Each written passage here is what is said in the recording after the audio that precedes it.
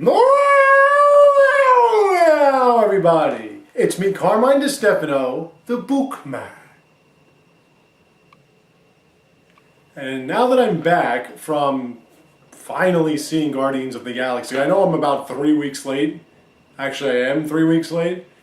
I'm sure everyone that wanted to see it has seen it, but my really good friends, Primetime Stevie B, easy for me to say, said that he wanted me to see this movie. He wanted to hear my take on it. So I went with my awesome friend Frankie Love, who actually, this is what kind of friend Frankie Love is. He got me Frankie Love t-shirt. Right? Frankie effing Love. See this? This is what he got me. Now, once again I bailed on him when I shouldn't have. He had a birthday party a couple weeks ago. I didn't say I was going to go. I was thinking about it, but it was a little late for me, and I had my friend coming over, I thought, and I wasn't really feeling well that day, but he didn't put me in the body cast that he said he was going to put me in. And even so, he comes to the movie with me, even though he saw this movie already. He gets me this shirt, and that's what kind of friend Frankie Love is. He's just like the best friend you'll ever have, because he does shit like this for people all the time. He's just phenomenal. So we went. We had a lot of fun. Now, the movie itself, I have to say I was really impressed. I actually liked it a lot. And it wasn't as funny as I thought it was going to be based on what I saw in the commercial. I mean, it seems like it's non-stop laughter. It's really not. There are a lot of serious parts to it. And I'm sure you've heard this a million times before if you haven't seen it. In the beginning, you're going to wonder what movie you're watching. Marvel loves killing off people's parents. But there are a lot more comic book references in this one than there are in other ones. Is it the best Marvel movie?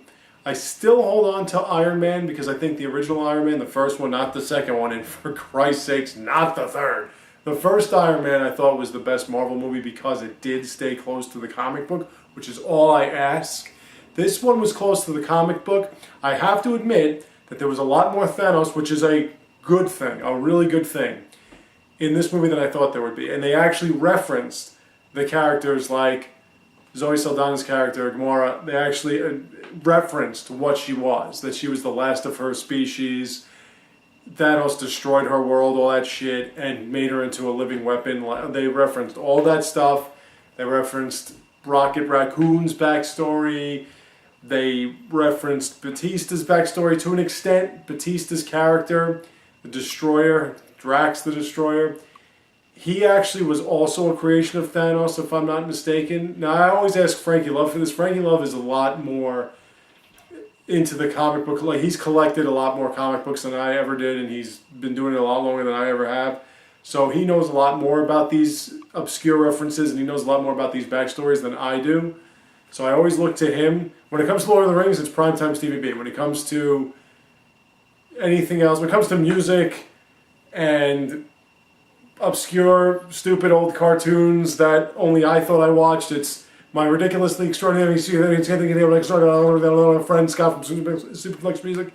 When it comes to comic books, it's always Frankie Love I go to. He loved this movie a lot. I thought it was really good. I would see it again. If you haven't seen it, I would suggest seeing it.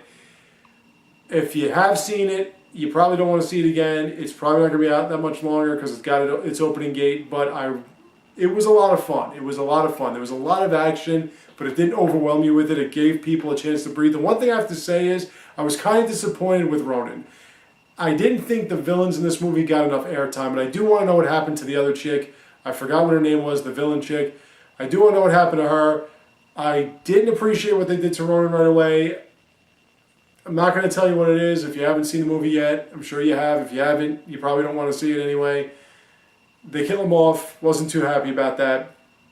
But even so, the movie itself was a lot of fun. It referenced the Celestials. It referenced a lot of things that a lot of people that wouldn't know the comics. It's one of the things, I think this movie more so than a lot of the other Marvel comic book movies. I think this one, you kind of have to go in there knowing the storylines somehow, somewhat, in some facet.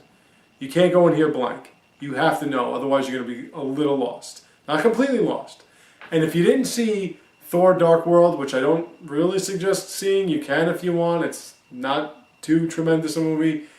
But if you didn't see it, you would not really know what Benicio del Toro's character is in this movie. There were a lot of people in this movie that I was surprised, like Glenn Close, like really? You know, William C. Reilly you kind of expect to be, especially since he was Wreck-It Ralph, you kind of expect him to be in a now Disney movie, because that's what Marvel is. The trailers before kind of look shitty, not really into that, especially with Bard playing Dracula.